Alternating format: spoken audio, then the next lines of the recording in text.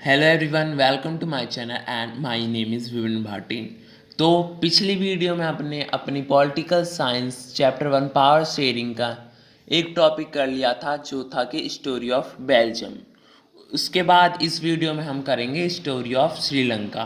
तो चलिए स्टार्ट करते हैं। श्रीलंका गेन इंडिपेंडेंस ये एक मार्क्स के क्वेश्चन के लिए बहुत इंपॉर्टेंट है, तो इसकी डेट याद रखिएगा कि जो श्रीलंका है उसको इंडिपेंडेंस कब मिली, 1948 में। उसके बाद इसका geographical composition, Sri Lanka island nation just a few kilometer off southern coast of Tamil Nadu. जो श्रीलंका है वो आइलैंड नेशन है, मतलब आइलैंड नेशन जो पानी से घिरा हुआ होता है उसे आइलैंड नेशन कहते हैं।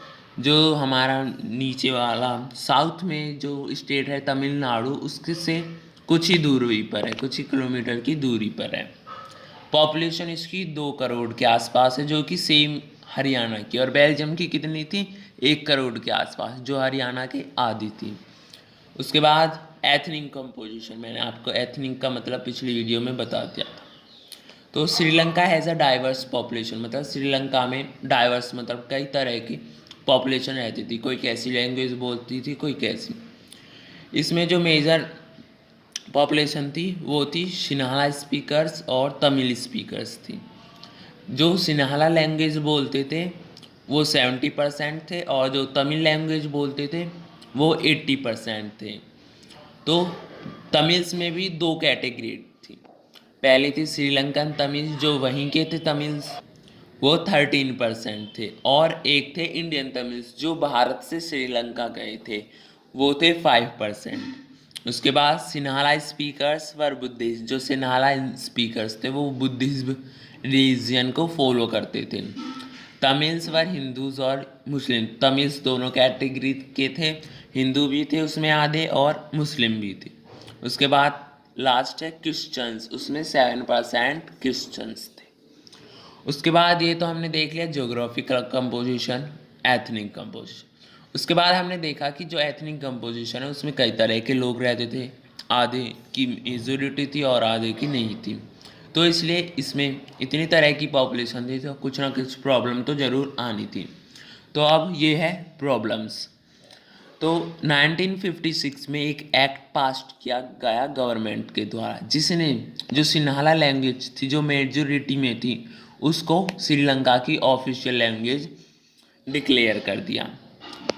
उसके बाद और तमिल्स को फेवर बिल्कुल भी नहीं किया भाई, तमिल्स लैंग अब तमिल वालों को तमिल वो सिन्हाला लैंग्वेज नहीं आती, तो वो उनको फोर्स किया गया कि सिन्हाला लैंग्वेज बोलने के लिए।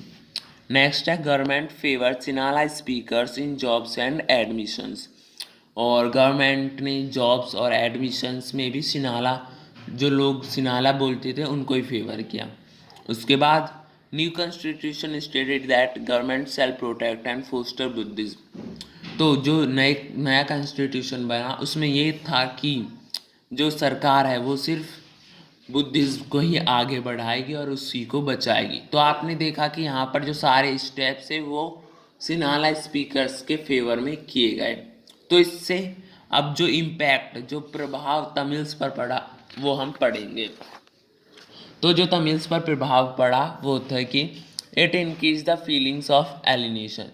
तो ये तो कॉमन ही है कि अगर वो सब काम सिन्हाला स्पीकर्स के फेवर में कर रहे हैं तो तमिल्स को ये लगेगा कि जो सरकार है वो हमको अलग मान रही है, मतलब वो उनको अलग।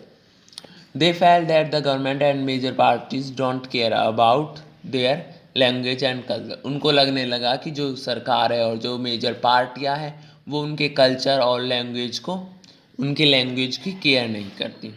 Third is they fail that government and constitution denied them right to equality. उनको ये भी लगने लगा कि जो गवर्नमेंट है और कॉन्स्टिट्यूशन है वो उनका जो फंडामेंटल राइट है, राइट टू इक्वलिटी, वो नहीं दे रही। उसके बाद इस इम्पैक्ट के बाद जो रिएक्शंस था तमिल्स का और उसके रिजल्ट क्या है। Tamils launch parties strikes for equality and demands that Tamil should be an official language and treat them equally in jobs and admission.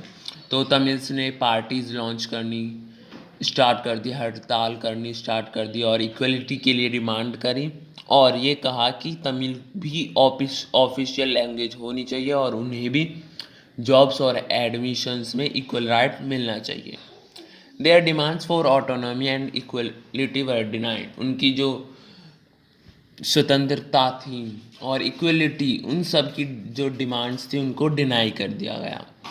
They demanded for independent Tamil Eelam state in northern and eastern part of Sri Lanka.